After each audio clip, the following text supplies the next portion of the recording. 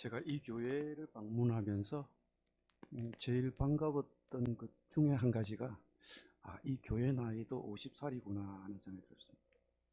저희 매일 성경 나이가 50살이에요.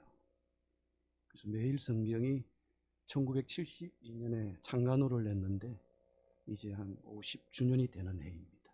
이 교회 나이하고 똑같죠.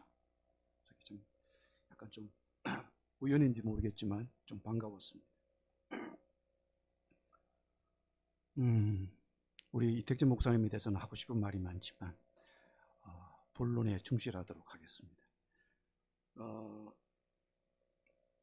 우리가 이번 주부터 지금 매일 성경을 어떻게 효과적으로 사용할 수 있는지 그 얘기를 조금 하려고 하는데, 매일 성경 다 가지고 오셨나요? 한번 들어보실까요? 예, 감사합니다.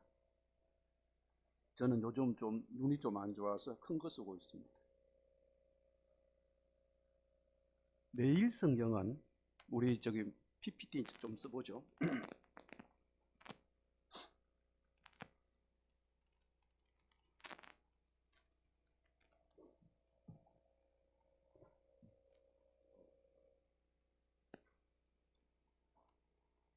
이거는 이렇게 하면 넘어가나요?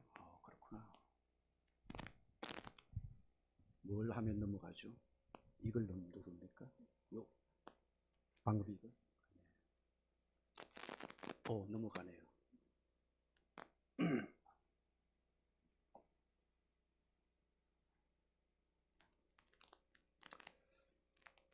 매일 성경은 큐티를 돕기 위한 보조 교재라고 보시면 됩니다. 여러분이 큐티를 함에 있어서 큐티를 매일 규칙적으로 잘할 수 있도록 돕기 위한 보조 교재다, 이렇게 보시면 되겠습니다.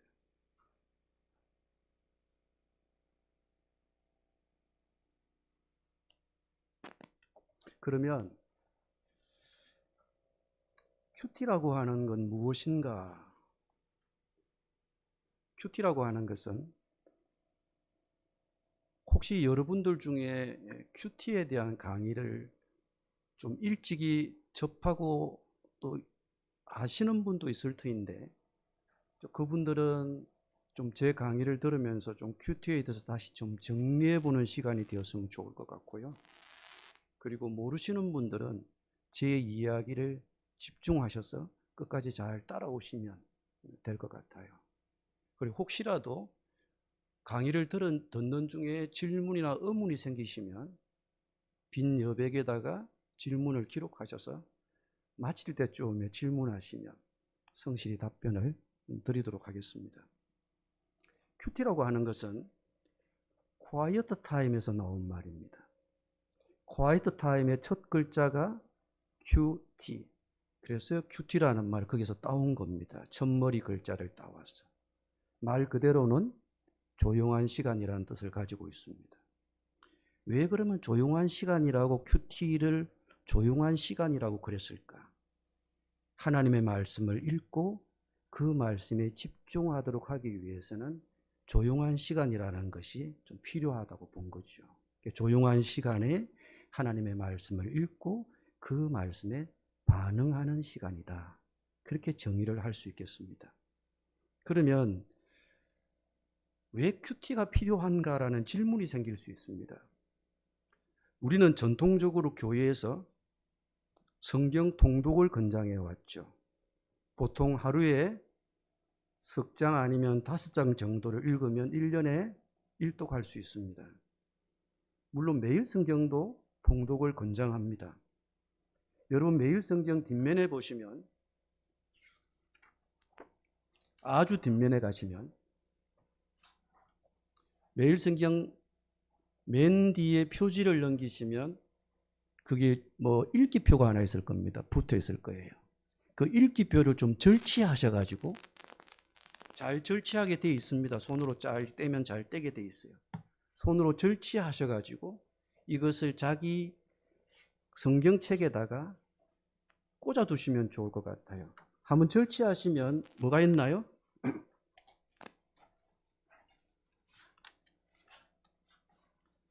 한 면에는 1년 1독 통독표가 있고요. 또 한 면에는 2022년 매일 성경 읽기표가 있습니다. 매일 성경 읽기표는 매일 그날의 본문을 따라 큐티할 수 있도록 돕는 큐티 읽기표가 되겠고요. 그 다음 1년 1독은 하루에 한 석 장 내지 5장을 읽으면 1년에 1독 할 수 있는 1년 1독표가 되겠습니다.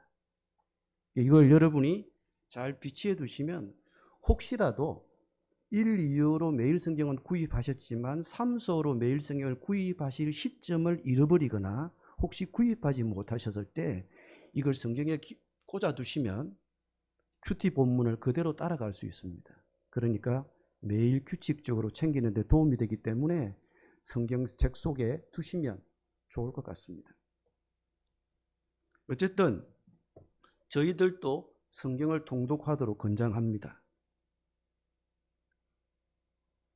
그러면 성경을 통독하는 것만으로도 부족한가? 왜 큐티라고 하는 성경 읽기도 그럼 왜 해야 하는가? 하는 질문이 우리에게 생길 수 있습니다. 이 질문에 여러분에게 대답을 드리기에 앞서서 먼저 우리가 개인적으로 성경 말씀을 접하게 되는 경우를 한번 생각해 보고 싶습니다. 우리가 개인적으로 성경 말씀을 접하게 되는 경우가 크게 보면 두 가지입니다. 뭐가 있을까요? 설교하고 성경 통독을 꼽을 수 있습니다. 물론 어떤 분은 구역 성경 공부를 통해서 아니면 그룹 성경 공부를 통해서도 성경을 접할 계기가 있습니다. 그러나 우리가 가장 일반적으로 성경을 접하게 되는 계기는 설교하고 아니면 성경 통독을 하는 데는 경우입니다. 그럼 설교가 무엇인가 하는 겁니다. 설교는 설교자 개인이 회중을 대상으로 하는 것입니다. 그러니 회중 개개인에게 초점을 맞추어 얘기하기보다는 회중 공통의 필요에 초점을 맞추어서 설교를 하게 됩니다. 물론 어떤 개인이 자신의 개인적인 사정에 비추어서 그날의 말씀의 은혜를 받을 수 있습니다. 아, 오늘 내가 들을 말씀이구나.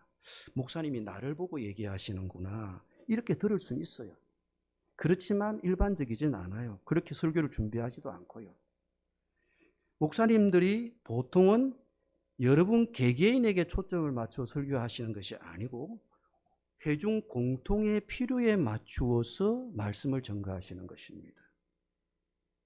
그런데 설교는 제한적이에요.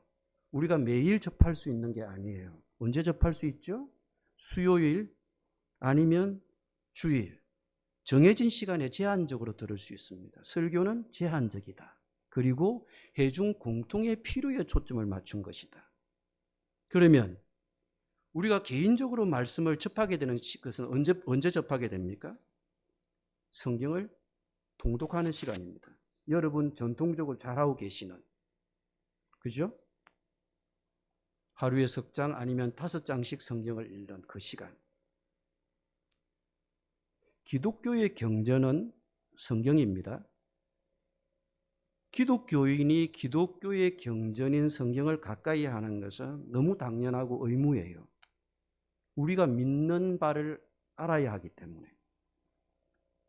여러분이 어떤 관점에서 성경을 매일 석 장 아니면 5장씩 통독하셨는지는 제가 알 수 없지만 우리가 성경을 통독하는 가장 기본적인 주안점은 성경을 알아야 한다는 데 있습니다. 그리스도인은 성경을 지식적으로 알아야 합니다. 여기에 성경 통독의 주안점이 있습니다. 성경 통독의 주안점이 어디 있다고요? 성경을 지식적으로 알자. 지식적인 성경 읽기에 주안점을 둔 것이 성경 통독이다. 성경의 전체 얼개를 알아야 하니까요. 우리가 믿는 도리를 알아야 하니까요. 물론 여러분이 매일 석 장 아니면 5장씩 그렇게 꾸준하게 말씀을 성경 통독만 하셔도 참 잘하신 거예요. 그런 분도 요즘 많지 않아요. 나는 그것도 잘 못하고 있는데, 혹시 여러분 중에 그렇게 반문하시는 분도 있을 거예요. 나는 성경 통독도 매일 제대로 못하고 있는데 오늘 큐티까지 해야 하나? 이렇게 말이죠. 그런데 무엇이든지 매일 규칙적으로 하는 건 어려워요. 우리가 한번 이렇게 힘을 내어서 오늘 20장 읽어보자. 이건 가능해요. 그렇지만 매일 석 장이든 5장이든 규칙적으로 읽는 것은 쉽지 않아요. 왜 그렇습니까? 습관이 되어야 되기 때문에. 습관이 붙는 것은 쉽지 않아요. 요즘 제가 아침에 일어나면 한 전변에 걸으러 나가서 보통 한 1시간 정도를 걷는데요. 제가 요즘 이사한 곳에서 꾸준히 잘 걸었는데 한 며칠 빼먹으니까 게으름이 생겨서 잘 안 걸어져요. 그래서 오늘 아침에 조금 걸으러 나가긴 했는데 꾸준히 하는 건 역시 어려워요. 역시 어려워요. 그런데 성경은 성경 통독 말고 또 다른 성경 읽기를 권하고 있습니다. 이렇게도 성경을 읽어야 한다. 아니, 그게 먼저다. 라고 하는 게 뭐냐? 큐티라고 하는 겁니다. 이 큐티는 다른 말로는 성경을 묵상하는 것이라고 합니다. 다시 말하면 큐티는 묵상하는 방법으로 성경을 읽는 것을 성경 묵상이라고 합니다. 큐티를 다른 말로는 뭐라고 한다? 성경 묵상이라고 한다. 성경 묵상을 왜 조용한 시간이라, 큐티를 왜 조용한 시간을 그랬나요? 아무런 방해를 받지 않고 말씀에 집중하기 위해서.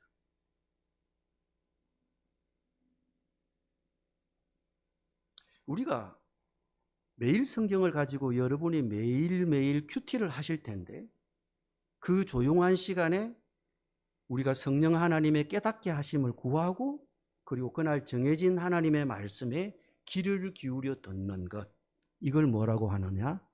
큐티, 성경 묵상이라고 한다. 큐티하는 시간은 성경을 통독하는 시간이 아니고 뭐 하는 시간? 성경을 묵상하는 시간. 그러니까 큐티하는 시간에는, 매일 성경 하는 시간에는 성경을 통독하듯이 성경을 읽으시면 안 되고 묵상하는 방법으로 성경을 읽으셔야 돼요.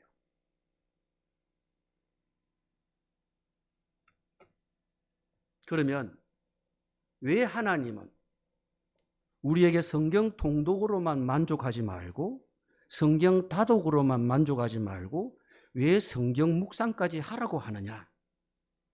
성경 묵상이 무엇인지 좀 알아보기를 원합니다. 시편 1편입니다. 한번 여러분과 함께 읽어보죠. 1절 제가 읽고 여러분 2절 읽고 3절은 여러분이 우리 함께 읽어보죠. 복 있는 사람은 악인들의 꾀를 따르지 아니하며 죄인들의 길에 서지 아니하며 오만한 자들의 자리에 앉지 아니하고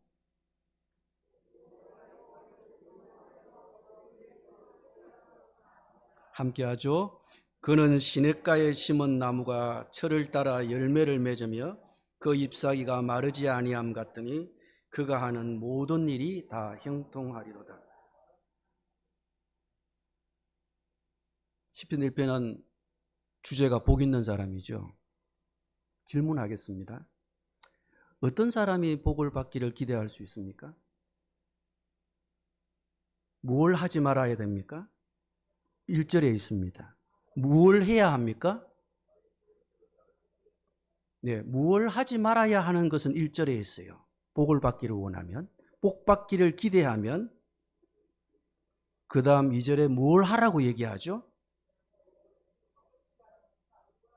하나님의 말씀을 즐거워하고 묵상할 수 있어야 된다.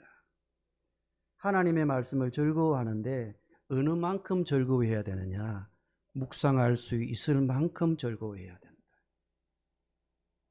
여러분은 이렇게 여러분에게 질문하면 참 죄송하긴 한데 여러분 하나님의 말씀을 즐거워합니까?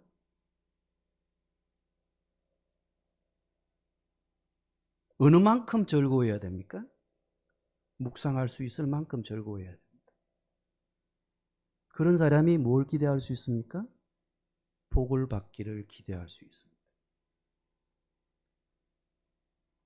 그러면 어떤 사람이 때를 따라 열매를 기대할 수 있습니까? 어떤 사람이 때를 따라 열매를 기대할 수 있습니까? 결국은 1절, 2절을 순종하는 사람이죠. 하지 말아야 할 것을 하고 하라고 한 뭘 한다? 하나님의 말씀을 묵상하는 사람. 그런 사람이 뭘 기대할 수 있죠? 때를 따라 열매를 기대할 수 있습니다. 어떤 신자가 모든 일이 잘 되기를 기대할 수 있습니까? 저는 한 가지로 지금 집중하고 있죠. 어떤 사람? 묵상하는 사람. 어떤 사람이 복을 받기를 기대할 수 있습니까? 묵상하는 사람. 어떤 사람이 때를 따라 열매를 기대할 수 있습니까? 묵상하는 사람. 어떤 신자가 하는 모든 일이 잘 되기를 기대할 수 있습니까? 묵상하는 사람. 하나님의 말씀을 묵상하는 사람입니다. 그러면 여기서 말하고 있는 묵상이 뭘까 하는 겁니다. 묵상이 무엇이냐? 히브리 말로는 묵상은 하가라고 합니다. 하가, H-A-G-A-H, 하가라고 합니다. 하가. 하가는 어성어입니다. 어성어. 히브리 말로. 말씀을 중얼중얼 그리는 모습이 하가입니다. 우리가 입속에 뭔가 말을 넣고 중얼중얼 하는 것을 우리가 말하는 어성어는 뭐죠? 중얼중얼입니다. 중얼중얼. 그런데 이스라엘 사람들은 중얼중얼 하는 게 어떻게 보였다?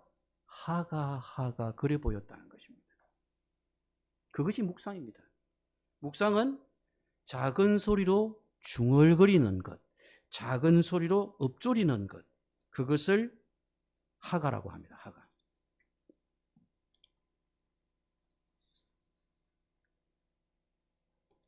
성경 말씀 중에 묵상이라고 쓰이는 또 다른 히브리 말은 시야흐라는 것입니다. S-I-A-H 되어 있는데 이것을 읽는 대로 소리를 내면 시야흐라는 말이 됩니다. 시야흐. 하가 시야흐. 시편 119편 148절에 보면 요즘 우리가 읽고 있는 개역 개정판을 보면 주의 말씀을 조용히 읊조리려고 내가 새벽녘에 눈을 떴나이다 이렇게 되어 있습니다. 그런데 예전에 쓰시던 우리 한글 개역판에서는 이렇게 되어 있습니다. 주의 말씀을 묵상하려고 내 눈이 야경이 깊기 전에 깨었나이다 이렇게 되어 있어요. 그런데 여기서 묵상이라고 번역된 히브리 단어는 하가가 아니고요. 시야흐라고 하는 단어예요. 그러니까 개역 개정에서 조용히 읊조리려고 번역된 단어는 제가 볼 때는 조금 미흡한 것 같아요. 차라리 이것은 깊이 생각하다 그런 뜻을 가지고 있습니다. 주의 말씀을 깊이 생각하려고 내가 새벽녘에 눈을 떴습니다. 그러면 묵상이라는 히브리 말 하가와 시야흐를 종합해 보면 묵상은 어떻게 정의를 내릴 수 있냐 하면 작은 소리로 중얼중얼 읊조리면서 깊이 생각하는 성경 읽기 이렇게 정의를 내릴 수 있습니다. 다시 말하면 말씀을 되새김질을 하면서 말씀을 되새기면서 깊이 생각하는 성경 읽기다. 말씀을 되새기면서 생각하며 성경을 읽는 시간 이렇게 정의를 할 수 있을 것 같습니다. 예전에 한국 교회의 큐티가 소개될 때 1970년대 이야기인데 그 80년대 초반만 하더라도 묵상의 시간이라고 하지 않고 명상의 시간이라고 소개된 적이 있었습니다. 근데 명상의 시간이라고 하면 자꾸 딴 쪽을 생각하는 경향이 있어요. 그러니까 차라리 명상의 시간을 말하기보다는 성경 명상의 시간이라고 말하는 것이 훨씬 나을지도 모르겠습니다. 성경 묵상은 단순한 명상이 아니고 성경을 기초로 한 명상이기 때문에 차라리 성경 명상의 시간이라고 하는 게 더 낫다는 거죠. 어쨌든 성경 묵상이 낫습니다.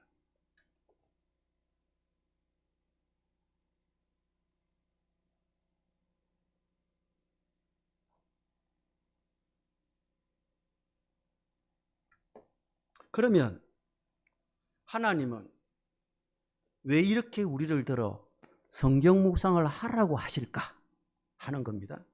우리가 시편 1편 1절에서도 복 있는 사람이 되려면이라고 하는 것도 우리가 공부해 봤지만 하나님이 왜 이렇게 성경 묵상을 하라고 하시는지 다른 곳을 좀 찾아보고 싶습니다. 요수아 1장 7절 8절입니다. 함께 읽어볼까요? 시작. 오직 강하고 극히 담대하여 나의 종 모세가 내게 명령한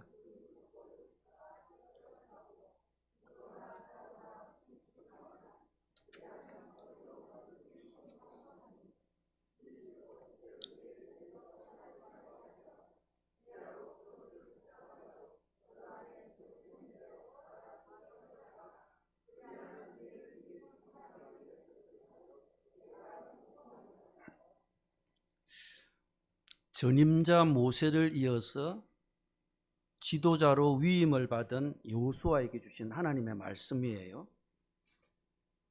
하나님은 지도력을 선계받은 요수아에게, 후임 요수아에게 말하기를 두려워하지 마라 그렇게 말씀하시면서 이렇게 말해요.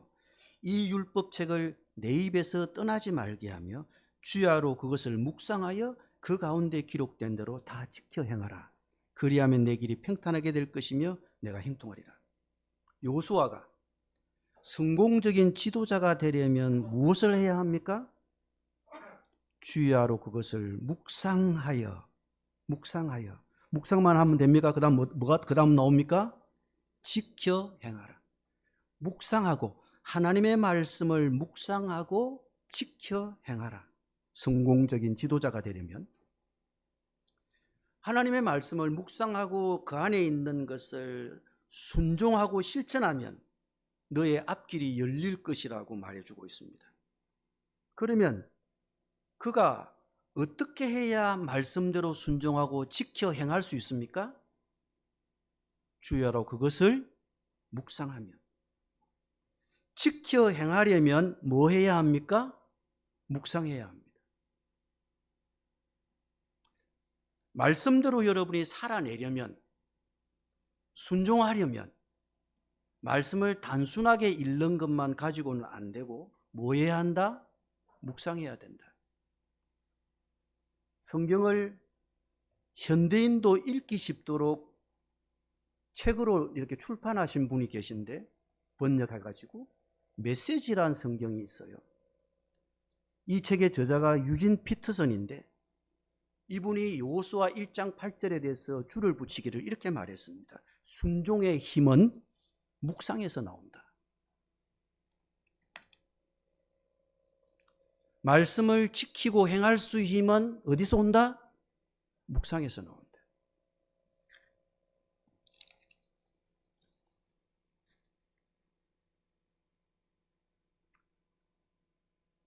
은혜 샘물교회를 담임하셨던 분이 계신데 박은조 목사님이세요.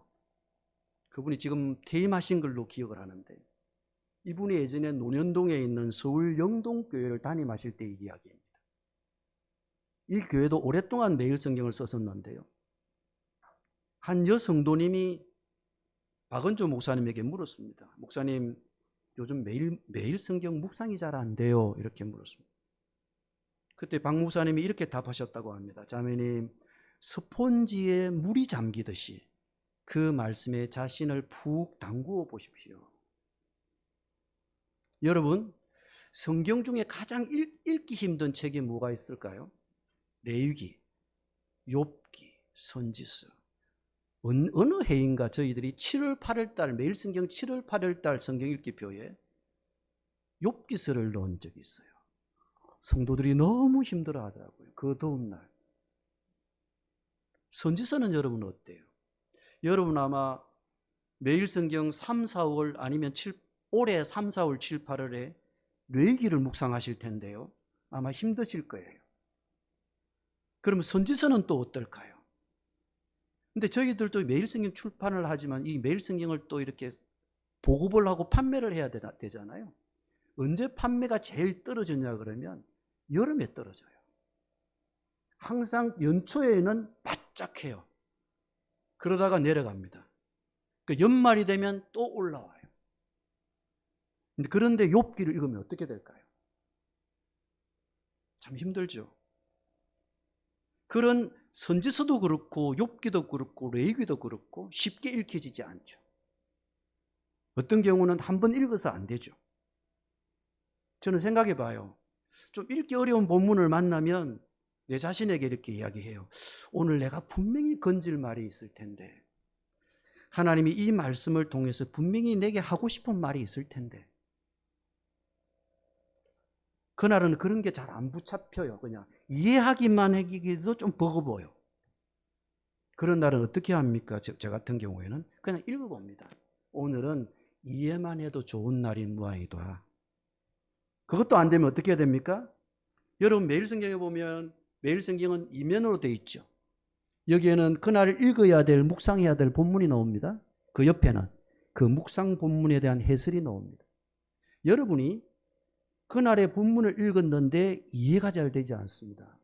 한 번 더 읽었는데도 이해가 잘 되지 않습니다. 그럼 어떻게 해야 됩니까? 그냥 해설로 가시는 것입니다. 그래서 해설이 있는 거예요. 해설에서 은혜 받으시면 돼요. 너무 빨리 가면 안 돼요. 왜냐하면 생각하는 힘이 길러지지 않아요. 사고력이 길러지지 않아요. 상상력이 자라지를 않아요.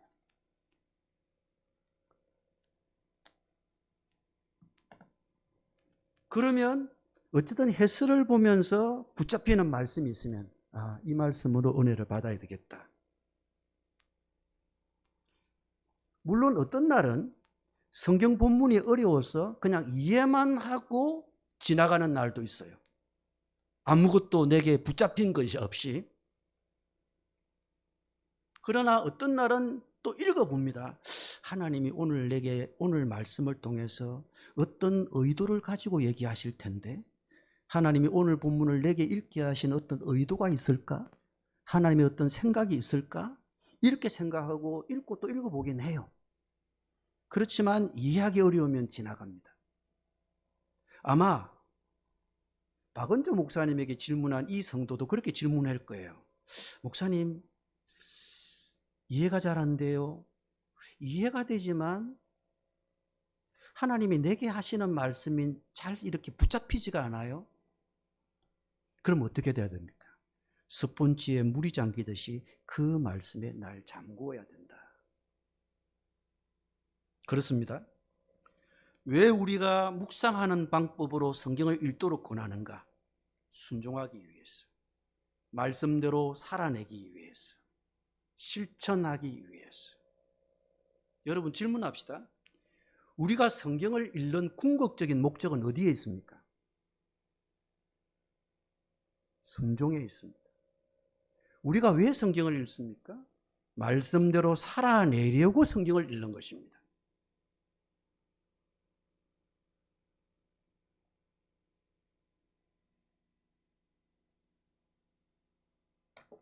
마태복음 7장에 보면 두 가지 기초에 대한 이야기가 나옵니다. 마태복음 7장입니다. 여러분 그 프린트물 보시면 있을 거예요. 근데 그거 조금 24절, 25절, 26, 27절인데요. 함께 같이 읽어보도록 하겠습니다. 시작.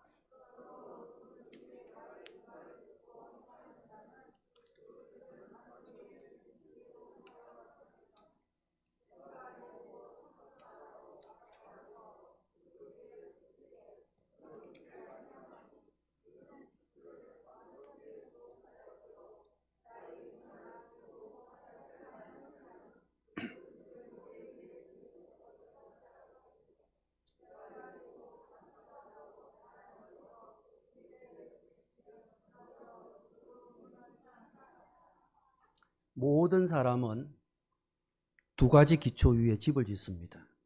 첫 번째 기초는 반석입니다. 두 번째 기초는 모래입니다. 반석 위에 집을 짓는 사람과 모래 위에 집을 짓는 사람은 똑같은 점이 있습니다. 뭡니까? 어떤 사람 물어보면 집을 짓는다고 그래요. 그렇게 말씀하시면 너무 하십니다. 여러분, 반석 위에 집을 짓는 것과 모래 위에 집을 짓는 사람의 똑같은 점이 뭡니까? 성경을 보시고 말하십시오. 말씀을 듣습니다. 반석 위에 집을 짓는 사람도 말씀을 듣습니다. 모래 위에 집을 짓는 사람도 말씀을 듣습니다. 제가 하는 말이 맞나요? 예. 말씀을 듣고 여러분 얘기하시면 됩니다. 말씀을 다 듣습니다. 다른 점은 행하는가 행하지 않는가의 차이점입니다. 말씀을 듣고 행하는 자냐 말씀을 듣고 행하지 않는 자가 두 기초를 판가름하는 것은 순종하느냐 순종하지 않느냐입니다. 반석 위에 집을 짓는 사람은 말씀을 듣고 행하는 사람입니다. 말씀을 듣고 순종하는 사람입니다. 모래 위에 집을 짓는 사람은 말씀을 듣지만 행하지 않는 사람입니다. 다시 말하면 말씀을 듣긴 하지만 실천하지 않는 사람입니다. 그것이 무엇과 무엇의 차이입니까? 반석 위에 집을 짓는 것과 모래 위에 집을 짓는 사람의 차이점입니다. 반석과 모래 위에 짓는 집의 큰 차이점은 어디에 있다? 순종에 있다. 그러면 어떤 사람이 반석 위에 집을 지었는지 모래 위에 집을 지었는지 언제 알 수 있습니까? 성경에 보면 창수가 나면 압니다. 창수가 나고 바람이 불면 그 인생의 비바람 속에서도 꿋꿋이 건재할 수 있는지, 인생의 비바람 속에 여지없이 무너지는지 언제 무엇으로 알 수 있다?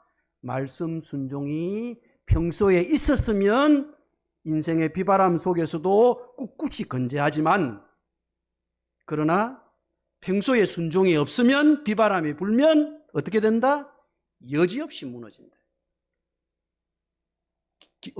무엇의 이유가 있는 거예요? 말씀대로 평소에 살고 있었느냐 이거죠.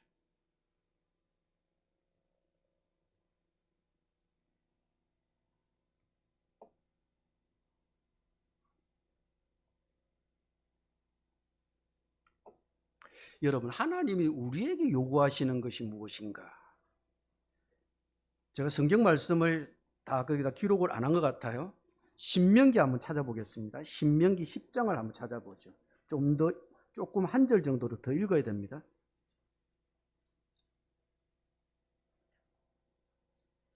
신명기 10장 12절을 찾으시죠.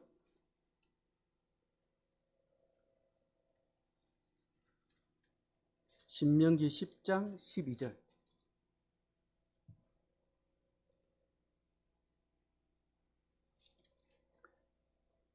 (12절) (13절) (14절까지) 제가 한번 읽어보겠습니다. 신명기 10장 12절입니다. 이스라엘아, 내 하나님 여호와께서 내게 요구하시는 것이 무엇이냐?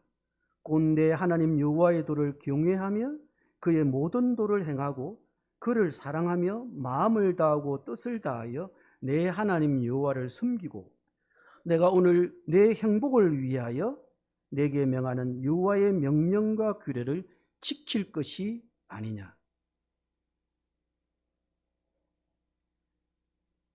하나님이 우리에게 요구하시는 것이 무엇입니까? 그의 모든 도를 행하고 13절 내게 명하는 여호와의 명령과 규례를 지킬 것이 아니냐. 하나님이 우리에게 요구하시는 것은 우리의 행복을 위해서 하나님의 명령과 규례를 지키는 것입니다. 그래서 우리가 지금 뭘 공부하고 있죠? 묵상을 공부하고 있는 거예요. 묵상을 여러분에게 권면하는 이유 중에 하나는 매일 하나님의 말씀을 읽을 때 단순하게 읽지 말고 의미 있게 읽자. 의미 있게 읽자. 왜? 하나님의 말씀은 내 생활과 관계가 있기 때문에. 그러므로 하나님의 말씀이, 오늘 말씀이 내게 말씀하시는 것을 내 생활에 잘 적용할 수 있어야 됩니다. 세 가지 이야기했습니다. 하나님의 말씀을 의미 있게 읽자. 왜? 말씀은 내 생활과 관계가 있기 때문에.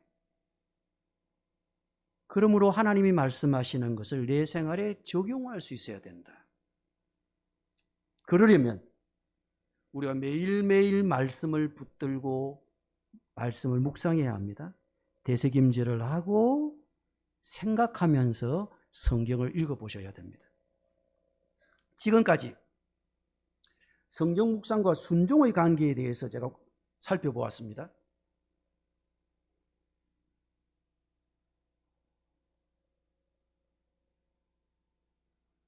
이제 성경 묵상과 하나님과의 교제에 대해서 한번 공부해 보려고 합니다. 그러면 성경 묵상과 순종의 관계에 대해서 살펴보았는데, 그럼 성경 묵상과 하나님과의 교제에 대해서 좀 얘기해 보려고 합니다. 보통 우리가 예수 믿고 예수님을 영접하면 거듭났다, 중생했다 이런 표현을 씁니다. 그리고 중생한 신자는 성장해 가야 되죠. 그걸 뭐라고 합니까? 성화라고 합니다. 그러면 하나님이 마침내 우리를 하나님의 사람으로 마침내 완전하게 하시죠. 이걸 뭐라고 합니까? 영화라고 합니다. 예수님을 믿고 영접하면 중생했다, 성장해가는 과정을 성화되어 가야 된다라고 말하고, 그것이 완전해지면 마침내 그걸 뭐라고 한다? 영화라고 한다. 이 중생과 성화와 영화를 하나님과의 관계에서 한번 생각해 보겠습니다. 하나님을 떠난 인생이 하나님 아버지께로 돌아와서 하나님 아버지와의 관계가 정상적으로 회복된 것을 두고 구원받았다, 중생했다고 말합니다. 관계가 회복된 것을 두고. 그리고 그 회복된 관계는 계속해서 발전해 나가야 되죠. 관계가 발전해 나가야 되는 것을 뭐라고 말한다? 성화라고 말한다. 그래서 그 관계가 발전되어 가는 것이, 그 관계가 완성되는 것을 뭐라고 말한다? 영화라고 말한다. 여러분, 중생받은 신자가, 하나님을 떠난 인간이 하나님과의 관계를 회복한 신자가 그 관계를 계속 발전시켜 나가려면 하나님과의 교제가 정상적으로 이루어지고 있어야 됩니다. 그 교제가, 하나님과의 교제가 정상적으로 이루어지고 있을 때 그 관계가 발전하는 것입니다. 사람과의 관계에서도 마찬가지입니다. 우리가 연인들이 사귀잖아요. 남녀가 사귀는데 만나지를 않아요. 교제가 없어요. 그럼 어떻게 되나요? 관계가 더 이상 발전하지 않습니다. 멈추어 버려요. 그러나 만나고 교제하고 대화를 나누면 어떻게 됩니까? 그 교제는, 그 관계는 정상적으로 이루어집니다. 그러면 하나님과의 교제는 뭐냐? 연인과의 교제가 그렇다면 사람과 교제할 때 제일 중요한 기본이 뭐예요? 대화입니다. 말을 주고받아야 관계가 발전하는 거예요. 대화 없이 어떻게 발전합니까? 어디 사냐? 뭘 먹었냐? 오늘 뭐 했냐? 하나님과의 교제에서도 그 기본은 뭘까요? 대화입니다. 하나님과 우리 사이에도 말을 주고받아야 돼요. 그러면 대화를 통해 교제가 이루어지고 대화를 통해 관계가 발전되어 간다고 할 때 우리와 하나님과의 대화는 어떻게 이루어집니까? 말씀과 기도입니다. 하나님이 내게 주실 말씀이 있고 나는 그 말씀에 반응하는 것이 기도입니다. 너 이래라 그렇게 말하면 네 하나님 그렇게 하겠습니다. 너 잘못했지? 네 미안합니다. 이게 관계죠. 말씀과 기도, 이게 하나님과의 대화죠.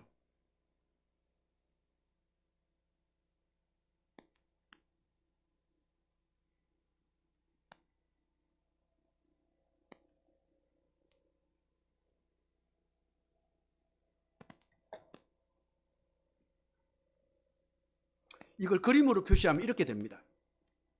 그러면 우리가 배우고 있는 성경 묵상이라고 하는 관점에서 한번 설명해 보겠습니다. 12월 15일, 작년 12월 15일인데요.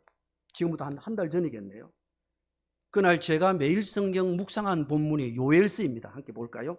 요엘서. 여러분 찾기 힘드실지 모르시겠다. 요엘서는 제 성경으로 1270쪽에 있습니다.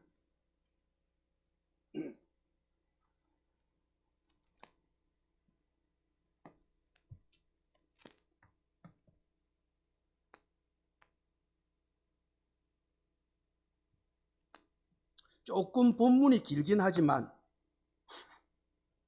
함께 읽겠습니다. 이왕 1시 반까지 3시 반까지 시간을 잡아놓은 거니까. 요엘서 1장 1절에서 12절이 매일 성경 12월 15일 작년 12월 15일 본문이었습니다. 제가 어떻게 하나님과 대화를 하는지 보여드리고자 합니다. 요엘서 1장 1절 12절입니다. 제가 한 절 여러분 한 절 읽어보겠습니다. 버두엘의 아들 요엘에게 임한 여호와의 말씀이라.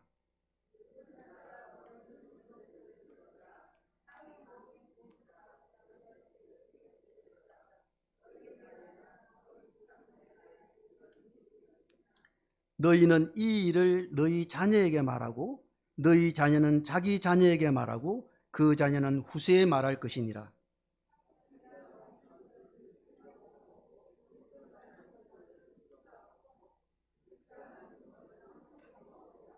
지하는 자들아 너희는 깨어 울지어다.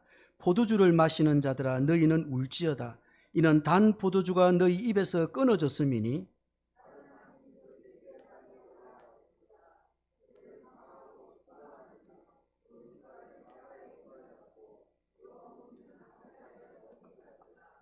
그들이 내 포도나무를 멸하며 내 무화과 나무를 긁어 말갛게 벗겨서 버리니 그 모든 가지가 하얗게 되었도다.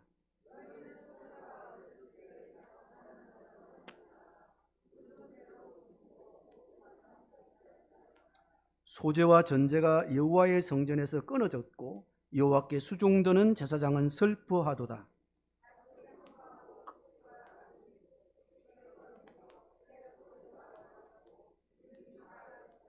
농부들아 너희는 부끄러워할지어다. 포도원을 가꾸는 자들아 곡할지어다. 이는 밀과 보리 때문이라. 밭의 소산이 다 없어졌음이로다.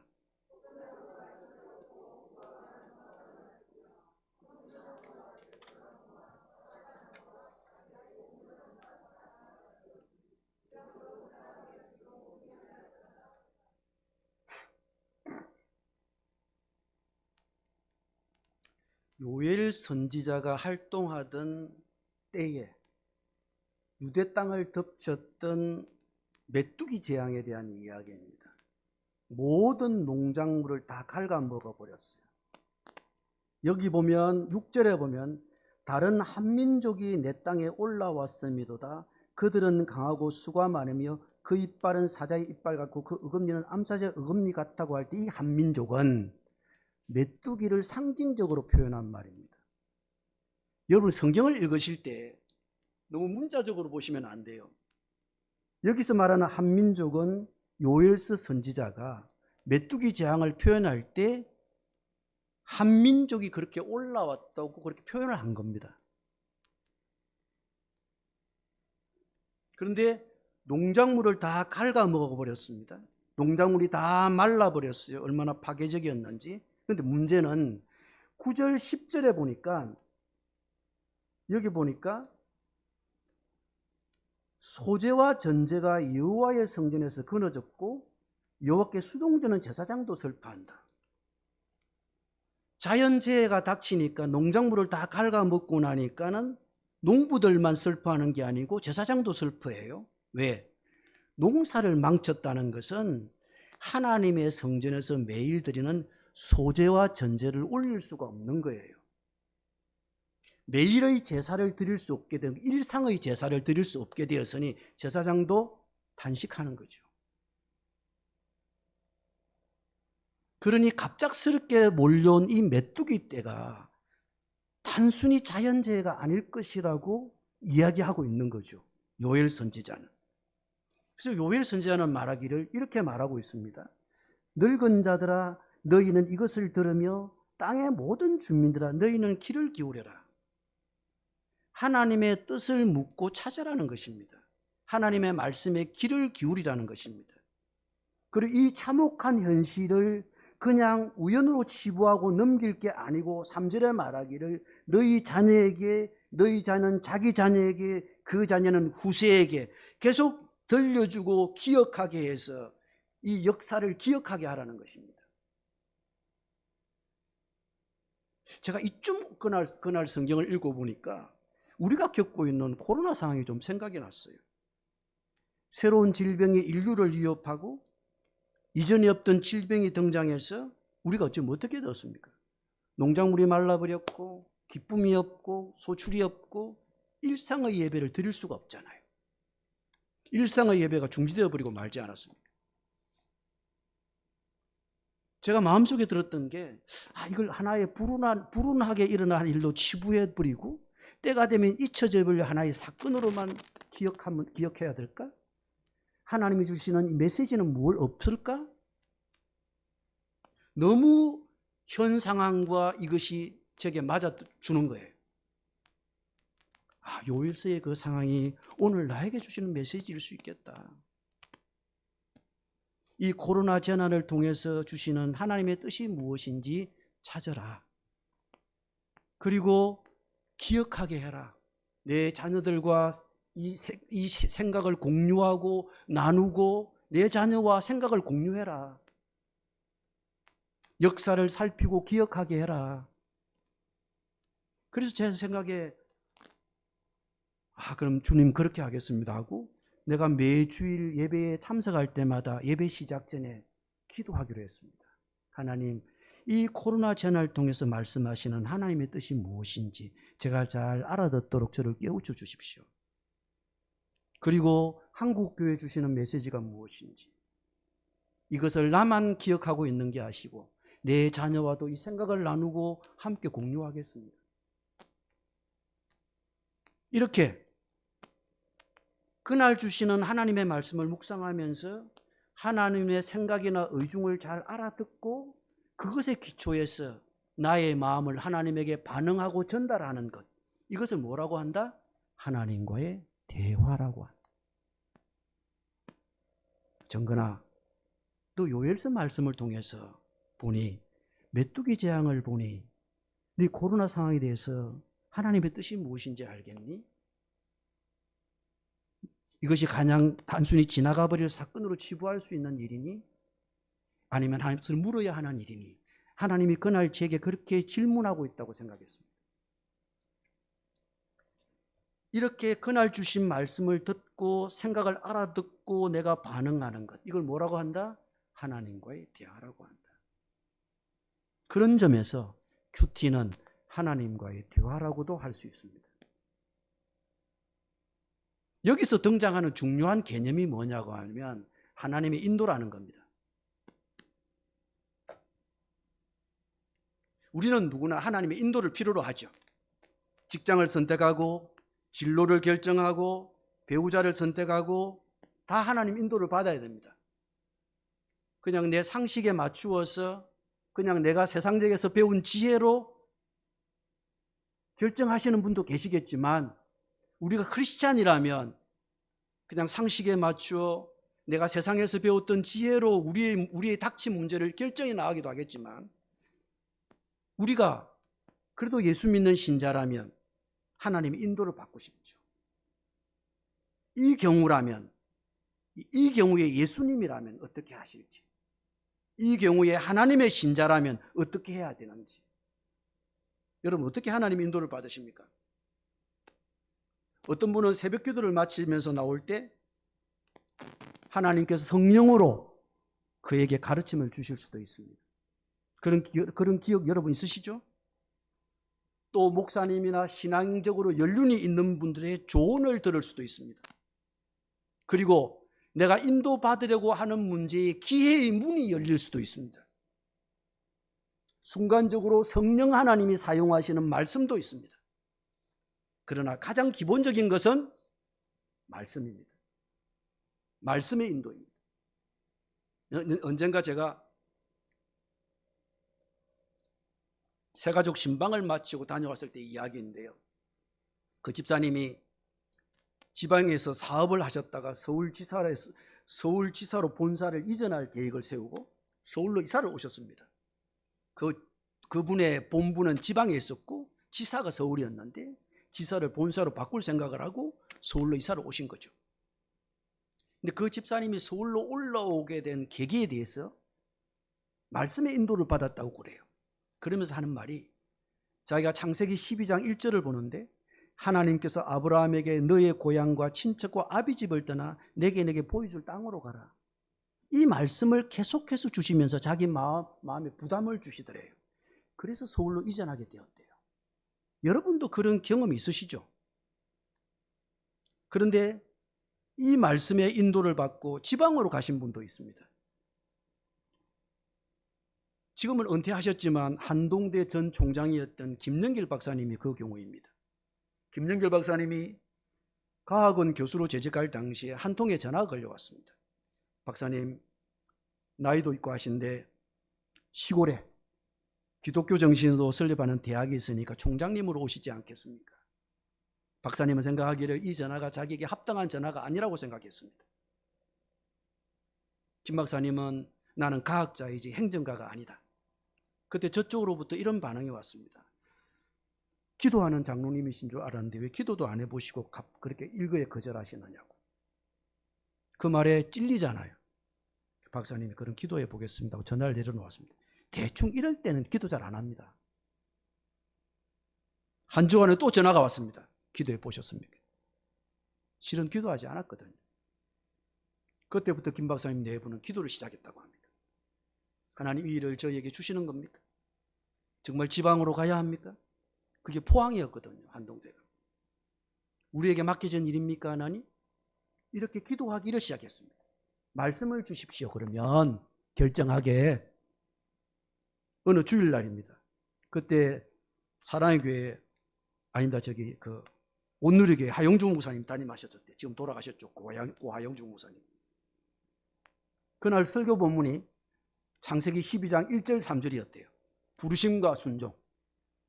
제목만 들어도 그냥 어서서 하더래요. 그래서 김 박사님 내가 바짝 긴장했답니다. 설교 내용인즉 하나님은 시시때때로 우리가 있는 곳을 떠나라고 하신다. 왜냐하면 하나님은 우리로 하여금 하나님을 철저히 헌신하고 순전하게 의지하기를 원하셔서 우리를 떠나라고 하신다. 우리가 지금 있는 이곳은 우리도 모르게 우리의 지위와 명예와 습관과 경험에 의존하고 있기 때문에 우리 하나님은 우리를 너무 사랑하셔서 그것을 끊고 떠나라고 하신다. 여러분, 포항의 한동대가 그때 설립되면 중소기업가가 설립한 회사였어요. 자칫하면 망할 수도 있습니다. 자기뿐만 아니고 함께 데리고 가는 교수님들도 망하게 될 텐데, 과학원 교수는 정년 퇴직까지 임기가 보장되어 있잖아요. 그리고 자기는 학자라기보다는 과학자로 길들여진 사람인데 행정가로 어떻게 변신할 수 있겠느냐. 마음을 정하지 못하고 이 하용조 목사님의 메시지는 계속된 거예요. 우리가 가야 할 곳은 미지의 세계. 하나님을 의지하지 않고는 불안한 생활이기 때문에 우리를 떠나라고 하신다. 우리가 묵고 있는 이곳은 우리도 모르게 안주해 있는 곳. 그래서 하나님을 의지하도록 우리들을 떠나라고 하신다. 여러분, 어떨 때는 설교 말씀이 그냥 내게 팍 꽂히도록 오는 설교가 있나 봐요. 협박처럼 들렸대요. 떠나라고 명령받은 사람은 지금 안전하다고 생각하는 이곳이 더 이상 안전하지 않으며 하나님께서 또 동행하지 않으신다. 그러나 떠나는 그곳은 불안하고 미지의 세계이지만 하나님이 동행하시기 때문에 안전하다. 이쯤 되면 어떻게 됩니까? 그러니까 서로 울었다고 그래요. 여러분은 어떻게 하나님의 인도를 받고 있습니까? 어떤 문제를 두고 기도하고 있습니까? 그러면 하나님의 뜻을 찾는 가장 기본적인 방법은 말씀과 기도입니다. 내가 기도했다면 그 기도에 대한 하나님의 말씀의 반응을 기다려야 되고, 기도가 있어야 되고 말씀을 통한 인도가 있어야 하고, 환경이 열리고 남들도 그렇게 하는 게 좋다고 하고 상식적으로 생각해 봐도 그렇고 마음에 주시는 평안도 있고, 그래도 가장 우선되어야 할 것은 말씀이 무엇라고 하느냐는 겁니다. 말씀을 통한 인도가 나타나지 않으면 좀 더 기다려야 합니다.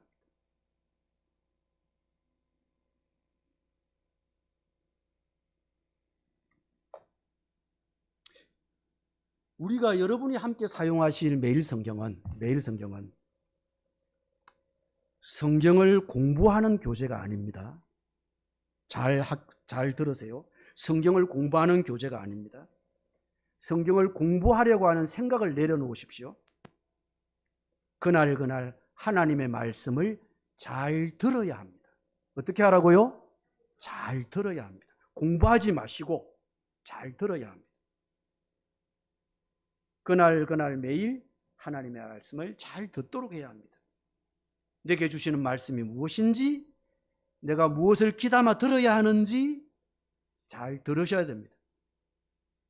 하나님이 어떤 의중이 있으신지, 내게 어떤 생각이 있으신지. 읽을 분량이 많으면 도움이 되지 않습니다. 성경 다독은 성경 통독으로 하시라고 말씀을 드렸는데, 여러분 매일 성경 오늘이 1월 16일이잖아요. 1월 16일 여러분 매일 성경을 펴시면 매일 성경 본문이 나와 있는 오른쪽 모서리 끝을 보시면 뭐라고 적혀 있습니까? 출애굽기 1장에서 4장. 이게 여러분 성경 1년 1독 통독 본문입니다. 왜 이렇게 모서리에 넣어두었느냐? 묵상하고 통독하라는 겁니다. 묵상하시고 시간 여유가 있으시면 통독하시라는 것입니다. 성경 묵상 본문은 저희들 매일 성경 본문은 묵상 분량을 얼만큼 주느냐? 하루에 10절에서 15절 정도 줍니다. 오늘은 몇 절 정도 줬나요? 16절에서 29절이니까 한 15절 정도 줬죠? 보통 10절에서 15절 정도의 분량을 줍니다. 물론 이야기가 나오면 중간에 끊기가 어렵기 때문에 20절 이상 주는 경우도 있긴 해요. 대개 20절을 넘기진 않아요. 분량이 많으면 이해하기에도 만만하지 않기 때문에 듣고 소화하고 실천하려면 10절, 15절 정도가 좋아요. 그 다음 성경은 차례대로 읽어야 됩니다. 차례대로 읽어야 된다. 그게 하나님이 성경을 기록한 방식이에요. 그래서 성경은 문맥이 중요합니다. 문맥. 이거는 컨텍스트라 그러는데 문맥이 무엇이냐? 여러분 이거 좀 여러분 공부하고 좀 지나가시면 좋겠는데요. 창세기 9장 한번 볼까요?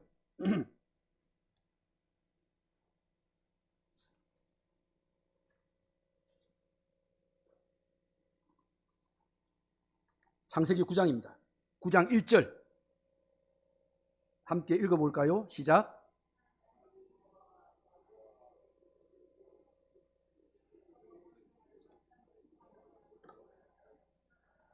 질문하겠습니다. 하나님이 노아와 그 아들에게 복을 주시며 그들에게 이르시되 생육하고 번성하여 땅에 충만하라. 여기서 말하는 복이 뭐예요?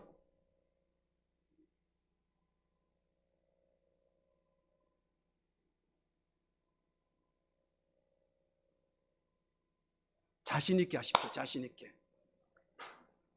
노아와 그 아들에게 복을 주시며 그들에게 이르시되 생육하고 번성하여 땅에 충만하라. 복이 뭐예요? 그렇습니다. 생육하고 번성하여 땅에 충만하는 게 복이에요. 이게 문맥입니다. 문맥. 이게 문맥입니다. 여기서 그냥 복을 대충 어림잡아 짐작하지 마시고 문맥 안에서 보는 훈련이 필요하다는 거죠. 자, 또 하나 문맥을 보겠습니다.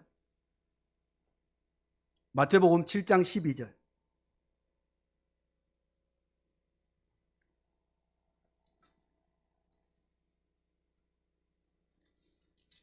마태복음 7장 12절.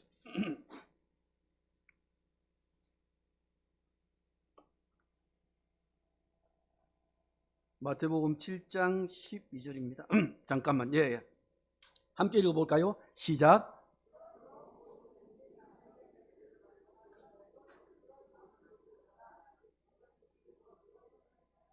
기독교의 황금률이죠.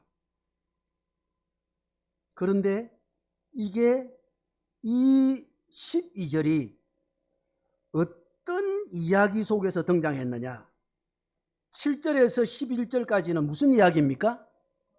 기도의 이야기입니다. 기도의 이야기를 한참 하시다가 12절을 시작하면서 뭐라고 말했습니까? 그러므로라고 하는 말은 앞의 이야기와 뒤의 이야기가 관계가 있다 없다? 관계가 있다. 그러므로 남에게 대접을 받고자 하는 대로 너희도 남을 대접하라고 할 때 1차적인 대접은 뭐다? 답이 나와야 되는데 기도의 대접입니다. 기도의 대접. 그러므로라고 하는 말은 앞의 이야기와 뒤의 이야기와 관계가 있다. 그러므로 무엇이든지 남에게 대접을 받고자 하는 대로 너희도 남을 대접하라고 할 때 1차적인 대접은 중보기도입니다. 기도로 대접하는 것입니다. 물론 다른 얘기를 할 수 있지만 1차적으로는 기도로 남을 대접하라는 것입니다. 이것이 좀 길어진 문맥에서 제가 이야기를 해본 겁니다. 아까 짧은 1절의 문맥 속에서 이제는 한 5, 6절의 문맥 속에서 온 겁니다. 여러분이 간단한 경우를 찾아보았는데 우리가 성경을 읽을 때 앞뒤의 맥락을 끊어버리면 그냥 주관적으로 자기 좋을 대로 읽을 위험이 있습니다. 그러면 이게 하루아침에 자라느냐? 그렇지 않습니다. 염려하지 마시고 매일 성경 꾸준히 하시면 1, 2년만 하시면 열립니다. 문맥을 보는 힘이 생깁니다.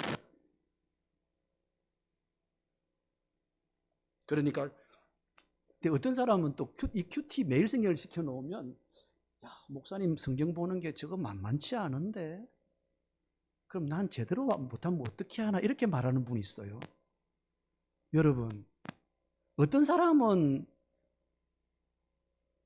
젖먹이 정도의 신자가 있는가 하면 어떤 사람은 걸음마를 떼는 신자도 있고요. 어떤 사람은 그냥 이유식만 하는 신자도 있고요. 어떤 사람은 밥을 먹는 신자도 있어요. 그러니까 그 수준에 맞게끔 읽으시면 돼요. 하나님이 이유식하는 신자 보고 밥 먹으라고 그러지 않아요. 큐티는 누구 수준에서 하는 거다? 자기 수준에서 하는 거예요. 큐티는 자기 수준에서 하는 것이다. 뭐 그렇게 크게 엇나갈 위험은 없습니다. 자, 우리가 매일 성경을 사용할 때도 때로는 그 전날에 읽었던 말씀을 생각하면서 읽어야 될 때도 있어요. 예를 들어 보겠습니다. 자, 매일 성경 보겠습니다. 어제 1월 15일 본문입니다.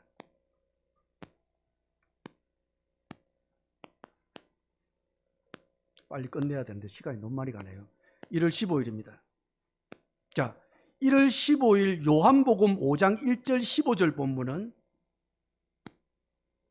예수님께서 유대인의 명절에 베데스다 연못에 있는 38년 된 병자를 고쳐주신 이야기입니다.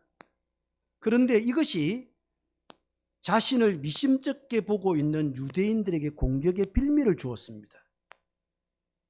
그러면서 유대인들이 그렇게 말했습니다. 왜 38년 된 병자를 지금 고치느냐? 왜 그 사람 들고 자리를 들고 걸어가라고 일을 시키느냐? 이렇게 말했습니다. 그랬더니 1월 16일 오늘 본문에 와서 예수님이 뭐라 17절에 말하신 바냐면 아버지께서 일하시니 나도 일한다. 왜냐하면 유대인들이 18절에 말하기를 예수를 죽이고자 하니 이유는 하나님을 자기의 친아버지라 하여 자기를 하나님과 동등으로 삼으심이라. 다시 말하면 신성모독죄를 범한 것입니다. 하나님께서 일하시니 나도 일한다고 말하니까 하나님과 자기를 동등하게 보니까 저것 봐라 신성모독죄하고 긁어 넘어온 거예요. 신성모독죄를 범했다라고 말하니까 예수님께서 말씀하시길 아니다. 나는 하나님과 동등하다. 이 얘기를 하기 위해서 쭉 얘기를 해요. 나도 아버지처럼 죽은 자를 살려낼 수 생명 줄 권세가 있고, 아버지가 심판하듯이 하나님은 나에게 심판할 권한을 위임해 주셨고, 나는 하나님과 동등하고, 이렇게 자기 자신을 변호하세요. 그 다음에 내일 본문으로 넘어가면 그렇게 자신을 변호하신 하나님은 자기를 변호할 증인들을 세워요. 내일 본문에 보면 하나님이 하나님과 자신이 동등하다는 것을 스스로 변호하신 예수님께서는 내일 본문에 가면은 증인을 세워요. 누구를 증인으로 세우냐 하면 세례 요한, 예수님이 행하신 표적, 하나님 아버지, 성경, 그다음 모세, 이런 분들을 증인으로 세워서 하나님과 내가 왜 동등한지를 보여줘요. 그러면 토요일 본문과 주일 본문과 내일 본문이 어떻게 돼 있죠? 이야기가 흐르고 있어요. 그러니까 건너뛰기보다 차례로 잘 읽어가야만 본문을 잘 이해할 수 있어요. 읽지 않고 있다가 갑자기 보면 본문이 풍성하게 보이지 않죠. 차례로 보이지 않겠죠. 이야기 본문일 경우는 그렇습니다. 그러나 잠언이나 전도서 같은 어떤 본문들은, 잠언이나 시편 같은 본문들은 짤막짤막 끊어져 있기 때문에 그건 큰 문제가 없긴 해요. 어쨌든 차례대로 읽어야 된다. 맥락을 끊어버리지 말고 읽어야 된다. 그런데 이렇게 질문하는 분이 있어요. 그러면 규칙적으로 하는 게 어려울 텐데, 빼먹는 날도 있을 텐데, 분명히 빼먹는 날이 있을 거예요, 여러분. 그럼 어떻게 해야 됩니까? 빼먹는 날은 건너뛰셔야 됩니다. 빼먹는 날은 빼먹자 이겁니다. 숙제처럼 하시면 그날 본문에 집중하는 게 어려워요. 차라리 건너뛰고 그날 본문에 집중하는 게 훨씬 묵상에 도움이 돼요. 빼먹은 본문은 어떻게 하자? 빼먹자. 그러나 본문을 차례대로 읽으시는 것이 가능한 한 빼먹지 않는 것이 제가 금방 보니까 어떻죠? 잘하는 것이다. 언제 하면 좋을까요? 아침이면 좋겠죠. 특히 우리가 매일 성경으로 새벽 기도하고 있잖아요. 그러면 새벽 기도회를 묵상의 시간으로 활용할 수 있어요. 목사님이 말씀을 전하실 때 잘 듣고 있으면 목사님이 이런 교훈, 이런 얘기를 하는구나. 그러면 저기에서 내가 들어야 될 말씀은 이런 말씀일 수 있겠다 하고 매일 성경 펴놓고 간단하게 적어볼 수도 있습니다. 말씀을 들으면서. 그러면 물론 시간이 모자랄 수도 있죠. 기도하고 빨리 가서 이렇게 아침 준비를 해야 하니까, 자매들이라면. 그럼 어떻게 해야 됩니까? 특별히 자기만의 시간을 좀 더 갖든지, 직장에 나가시는 분들은 직장에서 약간 시간을 벌든지 한 10분, 15분 정도 시간을 더 가지고 아침에 새벽 기도를 조금 더 확장하는 의미에서 오늘 말씀을, 내가 말씀을 들을 때 이런 얘기를 들었는데 내가 좀 더 귀담아 들어야 될 것이 뭐 없나? 이렇게 말이죠.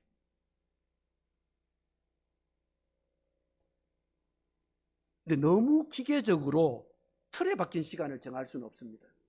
자기 자신에게 맞는 시간을 정해라. 가장 중요한 것은 규칙적으로 하는 것이다. 규칙적으로 하는 것이다. 시간을 정해두면 내가 매일 성경을 하는 시간을 언제 하기로 했다? 예를 들면 새벽 기도를 마치고 나서 집에 와서 어느 시간을 조금 더 확보해야 되겠다. 나의 시간으로. 그렇게 시간을 정하실 수도 있고, 그다음에 직장에서 시작하기 전에 시간을 정할 수도 있고, 어쨌든 아니면 밤에 잠자리에 들기 전에, 아니야 그러면 내가 내일 새벽 기도에 갈 거니까 새벽 기도의 본문을 좀 미리 땡겨서 봐야 되겠다. 그러면 내가 본문을 묵상한 것하고 새벽 기도회 때 목사님이 본문을 묵상한 것하고 서로 나눔이 되겠죠. 그것도 하나의 방법이 될 수 있을 것 같아요. 어쨌든 자신에게 맞는 시간을 정해라. 중요한 것은 지속적으로, 규칙적으로 해야 된다. 잘 못하고 잘하고는 그 다음 문제예요. 묵상은 테크닉이 아닙니다. 묵상은 테크닉이 아닙니다. 아까 말했죠. 제가 묵상은 누구 수준에서 하는 것이다? 자기 수준에서 하는 것이다. 그러면 매일 성경으로 묵상하는 시간은 어느 만큼 시간을 쓰면 좋을까요? 어떤 사람 보니까 30분 이야기하는 분 계세요. 정말 잘하시는 것입니다. 근데 30분 어렵습니다. 막상 해보면. 저는 여러분에게 매일 성경 가지고 여러분이 한 20분만 쓰셔도 저는 참 잘하신다고 생각해요. 30분 할 수 있으면 참 좋죠.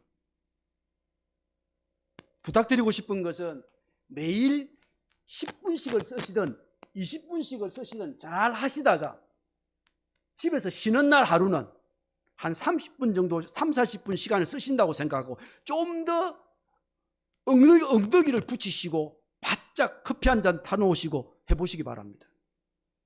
깊어질 수 있도록. 매일 20분씩 10분씩 쓰다 보면은 말씀의 깊이가 잘 안 생겨요. 그래서 내가 하나님과 차분히 앉아서 말씀을 붙들고 깊이 묵상해 시기는 시간을 일주일에 하루 정도는 좀 더 넉넉히 쓰겠다, 이런 생각을 가지시고 해보면 좋겠다. 언제가 좋을까요? 토요일입니다. 당연히 토요일입니다. 아침 시간에. 그러면 좋겠죠. 뭐 이것저것 걸리는 게 많으시면 뭐 커피숍에 가셔가지고 뭐 펴놓고 할 수도 있습니다. 그 다음 어려우면 어떻게 하라 그랬죠? 왼쪽에 해설노트 좀 보라 그랬습니다. 그 다음 써면서 해야 됩니다. 써면서. 읽다가 은혜 받은 구절 밑줄 그으시고, 인상 깊은 구절 밑줄 그으시고, 내게 주시는 말씀이라고 생각되는 구절 밑줄 그으시고, 오늘 말씀에서 은혜 받은 구절 이해도 잘 안 되고 본문이 어렵고 하면 해설 노트를 가서 거기서 은혜 받은 것 밑줄 그으시고. 자, 밑줄을 그은 다음에 어떻게 하면 좋을까요? 자기 자신의 말로 정리해 보는 겁니다. 밑줄을 긋고 오른쪽에 있는 여백의 노트에다가 어떻게 한다? 자기 말로 은혜를 받은 은혜를 정리해 보는, 자기 말로 정리해 보는 겁니다. 그러면 이 쓰면서 하다 보면 정리가 돼요. 정리가 되고 기억이 남아요. 그래서 느낌만으로만 마치지 말고 밑줄 그어보고 자기 말로 정리해보고, 그러면 느낌이 구체화되고 정리가 되고 기억에도 남는다. 자,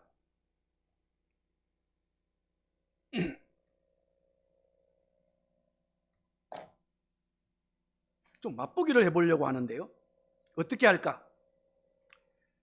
성경 본문을, 그날의 본문을 잘 읽으신 후에 내게 주시는 말씀을 찾습니다. 은혜가 되는 말씀, 감동이 되는 말씀, 눈에 들어오는 구절, 이렇게 밑줄을 긋는 것입니다. 말씀을 읽고 은혜 되는 구절, 감동을 주는 구절, 눈에 들어오는 구절, 한 절이든 두 절이든. 그 다음에 밑줄을 그은 다음에 그 말씀을 뭘로? 나의 말로 풀어서 적어보는 것입니다. 은혜 받은 말씀을 내 말로 풀어보다 보면 말씀과 나 사이에 커뮤니케이션이 생겨요. 교감이 일어나요. 성경 본문이 내게 더 가깝게 들리게 돼요. 더 잘 들리게 돼요. 자, 예를 한번 들어보겠습니다.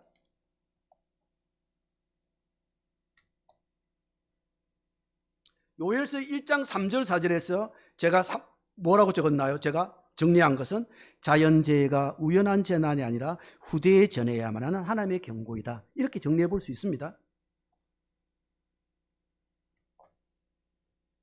제가 빌레몬서 1장 16절 17절에서 이후로는 종과 같이 대하지 아니하고 종 이상으로 곧 사랑받는 형제로 둘 자라 내게 특별히 그러하거든 하물며 육신과 주 안에서 상간된 내게라.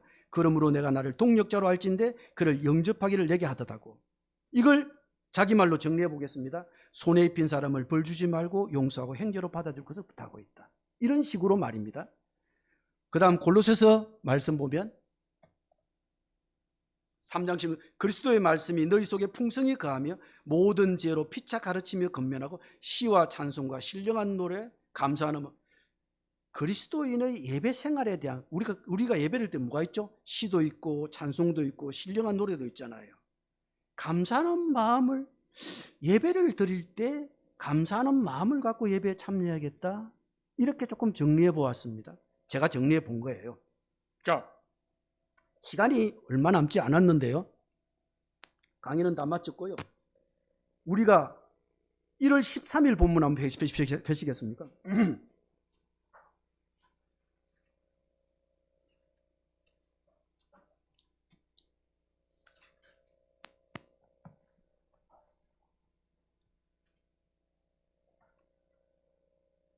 자, 1월 13일자. 펴셨나요? 제게 시간만 조금만 더 쓸 수 있도록 허락해 주십시오. 1월 13일 목요일입니다. 요한복음 4장 27, 42절이 조금 쉬운 본문인 것 같아서 쉬운 본문을 요한복음 본문이 조금 어려워요. 그래서 조금 쉬운 본문을 선택했습니다. 제가 한 절, 여러분 한 절, 그래서 쭉 읽어 보십시다. 4장 27절에서 42절까지. 이때 제자들이 들어와서 예수께서 여자와 말씀하시는 것을 이상히 여겨서나 무엇을 구하시나이까 어찌하여 그와 말씀하시나이까 묻는 자가 없더라.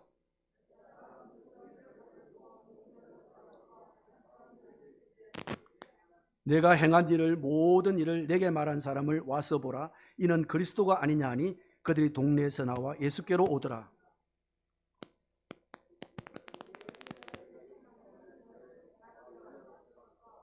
이러시되 내게는 너희가 알지 못하는 먹을 양식이 있느니라.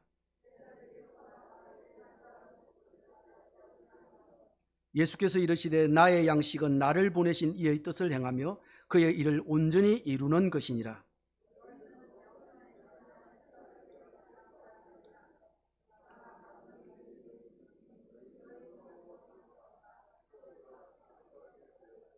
거두는 자가 이미 싹도 받고 영생에 이르는 열매를 모으나니 이는 뿌리는 자와 거두는 자가 함께 즐거워하게 하려 함이라.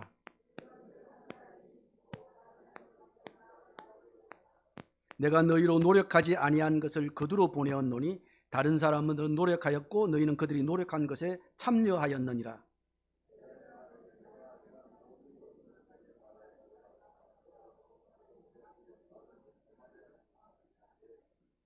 사마리아인들이 예수께 와서 자기들과 함께 유하시기를 청하니 거기서 이틀을 유하심에 함께하죠. 그 여자에게 말하되 이제 우리가 믿는 것은 내 말로 인함이 아니니 이는 우리가 친히 듣고 그가 참으로 세상에 구주신 줄 알미라 하였더라. 자, 여러분의 눈으로 다시 한번 정독을 하시고 그런 다음에 제가 여러분에게 말씀드린 것처럼 뭐라고 말했죠?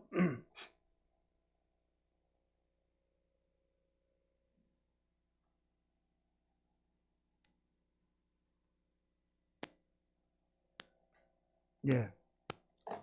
여러분 성경 묵상 맛보기로 할 때 이런 말씀을 드린 것 같습니다. 내게 주시는 말씀을 찾자. 여러분이 이 본문을 천천히 되새겨가면서 읽으시면서 내게 주시는 말씀이라고 생각되는 것에 밑줄을 긋는 겁니다. 한 절이 되든 두 줄이 되든 그렇게 그어보시고 그 다음에 감동이 되는 말씀이나 눈에 들어오는 구절이나 찾아보시고 그 다음에 그 구절을 나의 말로 풀어보는 것입니다. 그 일을 한번 해보세요. 지금 한 5분 정도 시간 드리겠습니다.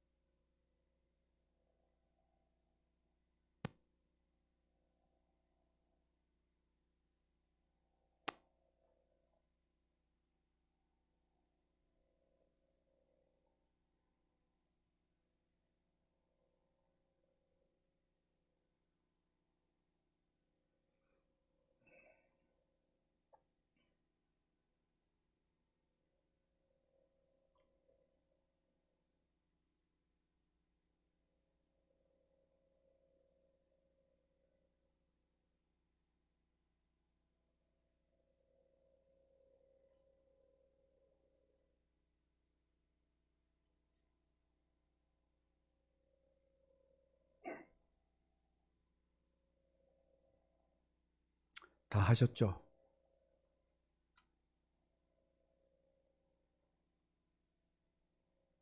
자,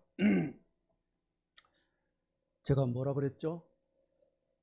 감동이 되는 구절, 눈에 들어오는 구절, 내게 주시는 말씀이라고 생각되는 구절에 밑줄을 긋고 밑줄을 그은 것을 자기 말로 한번 정리를 해보라. 그렇게 했습니다. 여러분이 옆 사람과 얘기를 나눌 텐데 이렇게 얘기를 나누시면 돼요.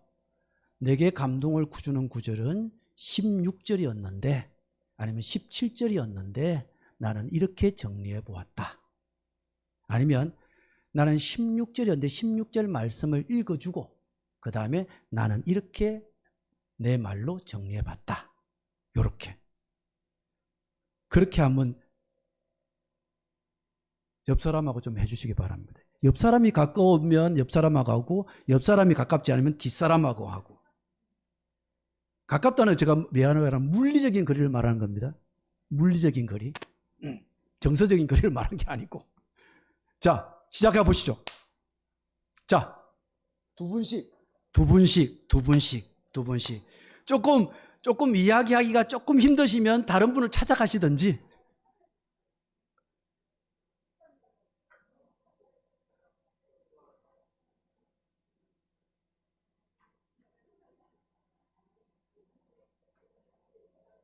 혼자이시면 좀 찾아가셔도 괜찮아요. 혼자이시면 좀 찾아가셔서.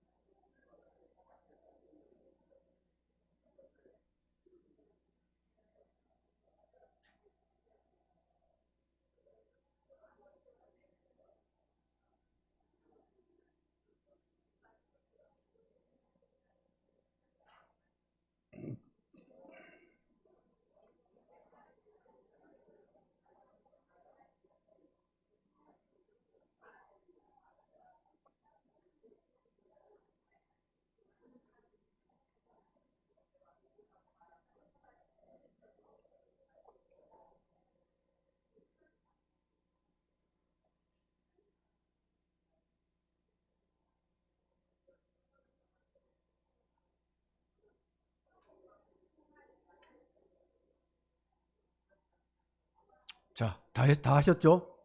다 나누셨나요? 우리 혹시 누가 무슨 마이크 누가 갖고 계시나요?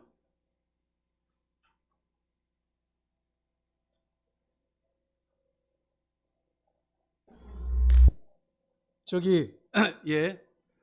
저기 제가 여러분이 어느 만큼 정리하셔서 이야기하셨는데 제가 좀 알아야 되잖아요. 그죠? 맞나요?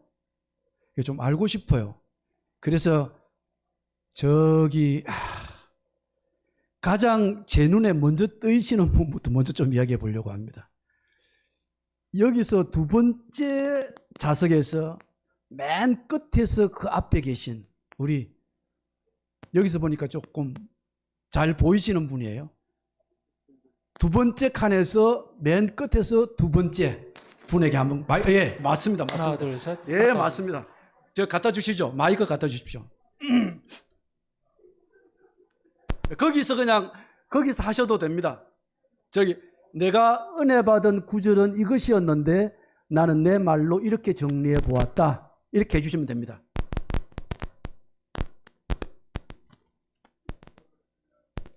소리가 잘 안 들리는데요?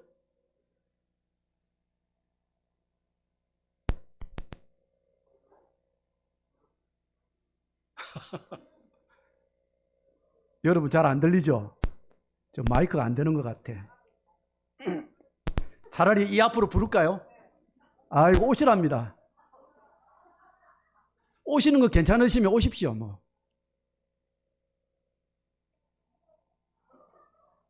마이크가 좀 좋으면 좋을 텐데.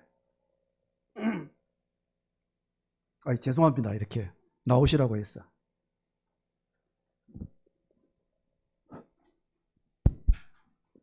제가 머리가 훤해서 잘 보이셨던가 봐요.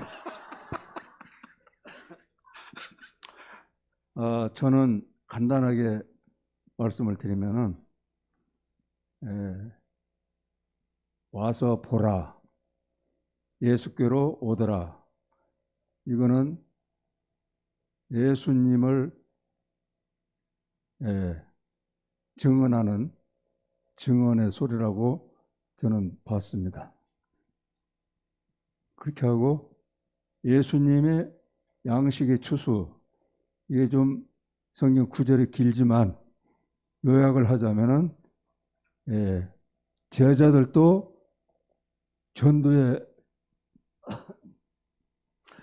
전도의 비밀을 미처 몰랐었는데 이 구절을 통해서 전도의 열매가 맺혀져 가는 과정을 나타냈다.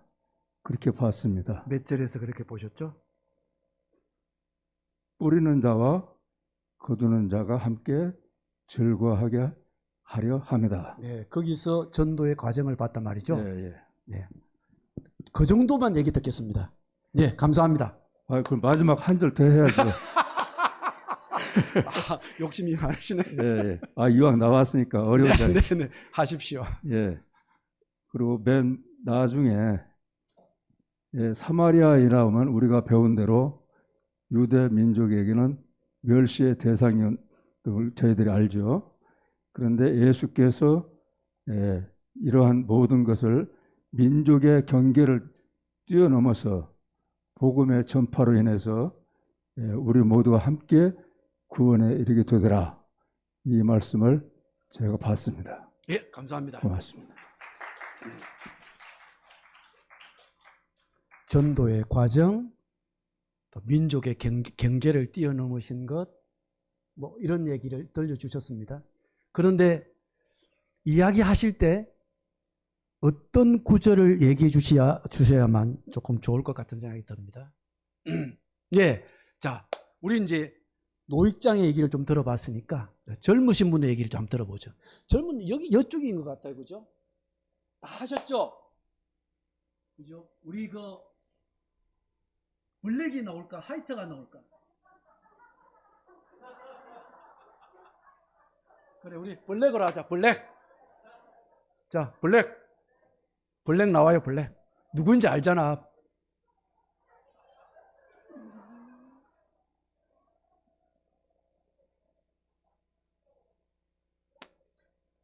감사합니다. 착하게도 해라. 여기 마이크.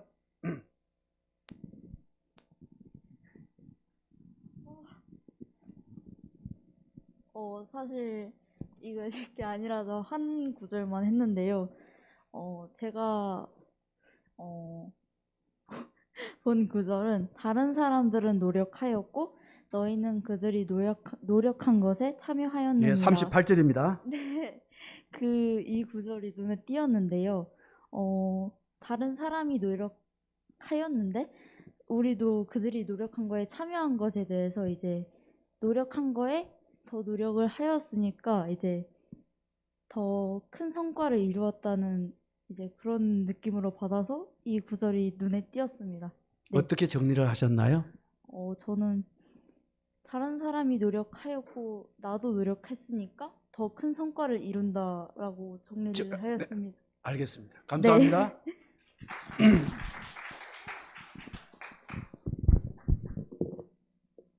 이것을 정리하면 이렇게 되겠죠. 서로 협력해야 전도의 큰 성과를 이룰 수 있다. 아니면 결과를 만들어낼 수 있다.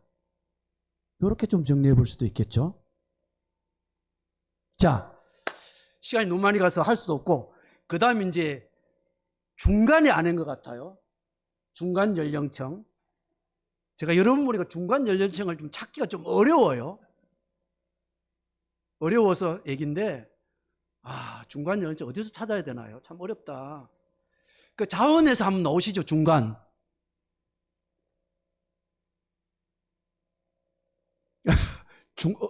중간. 예. 우리 목사님이 지명해 주신 분이 계시네. 두 번째 줄에서, 두 번째 칸에서 두 번째 줄. 예. 네, 맞습니다. 본인이십니다. 예, 본인이십니다. 나오셔서 한번 발표 좀 부탁할게요. 오늘의 마지막 발표자가 되겠습니다.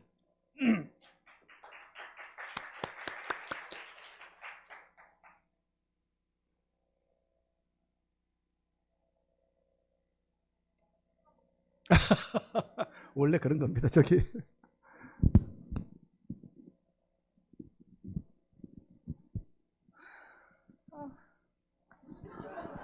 자, 은혜 받은 구절을 읽어주시고 자기가 정리한 것 들려주십시오.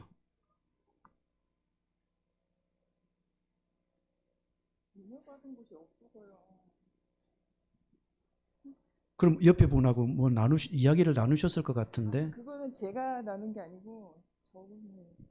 그랬어요? 네. 그 구절에. 네, 그러면 남편분 나오셔야 되겠다. 바꿉시다. 네, 예.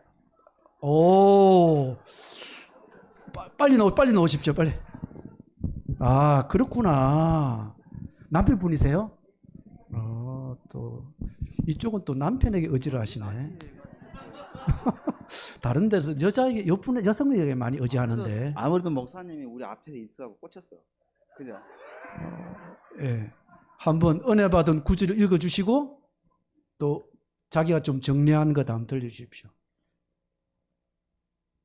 저는 그런즉 한 사람이 심고 다른 사람이 거둔다. 예, 37절이네요. 네. 그 말에 좀 굉장히 인상이 깊었다. 예, 예. 어떻게 정리를 하셨나요? 자기 말로? 이게 하나님 말씀이 그 그리스에서 시작이 됐잖아요. 그리스라는 나라에. 예. 근데 그 말씀이 한 곳에서 시작되지만 그 말이 온 세계로 누가 뭐라 해도 온 세계에 퍼질 것이다. 그렇게 정리를 하셨습니까? 네, 알겠습니다. 자, 이제 마무리하죠.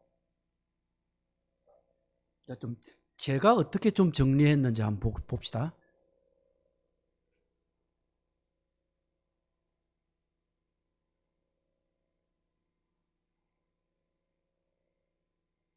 잘 넘어가지 않는다, 그죠?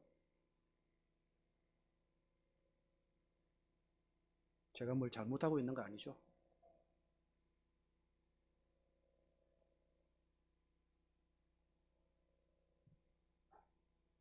방송실에서 좀 도와주셔야 되나?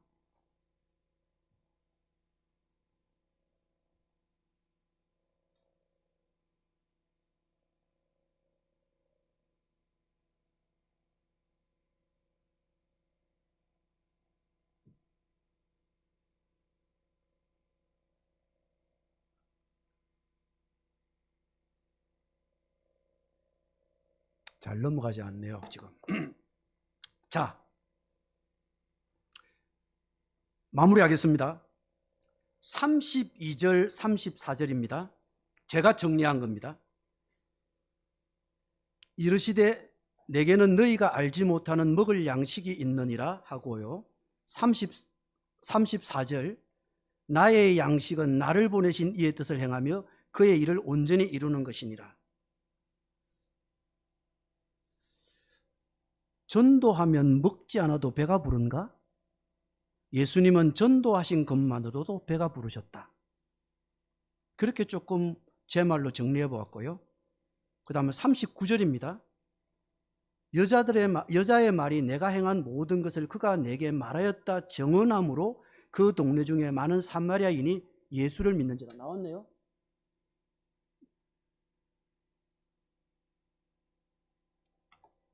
전도는 지금 당장 35절이네요. 35절부터 좀 보면 35절은 너희는 넉 달이 지나야 추수할 때가 이르겠다 하지 않느냐. 그러나 너희 이르더니 너희 눈을 들어 밭을 보라 희어져 추수하게 되었도다. 이 말씀, 전도는 지금 당장 해야 한다. 우물쭈물할 시간이 없다. 머뭇거려서는 안 된다.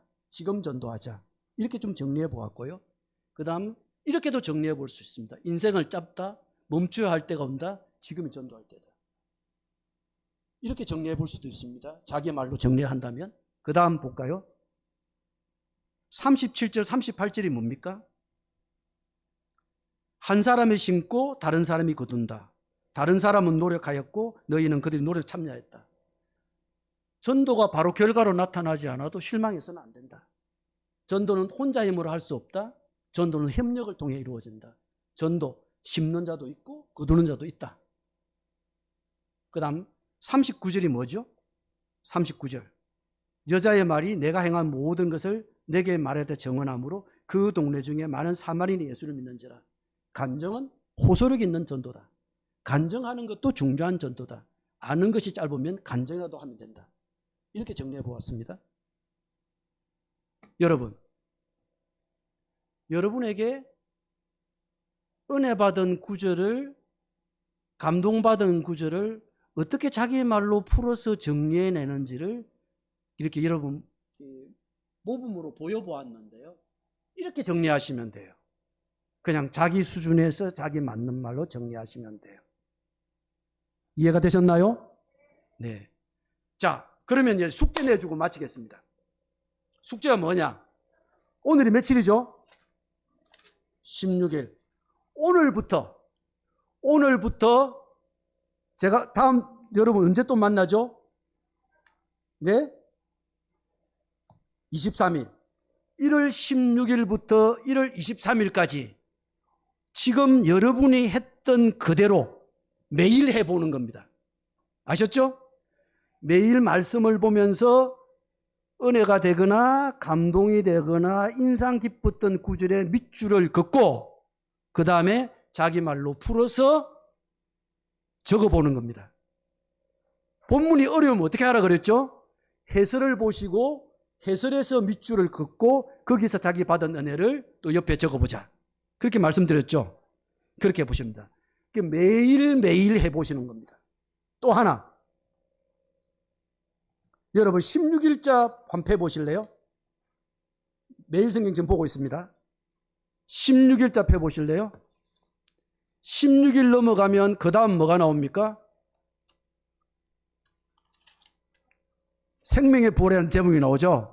그거 넘어가면 뭐가 나옵니까?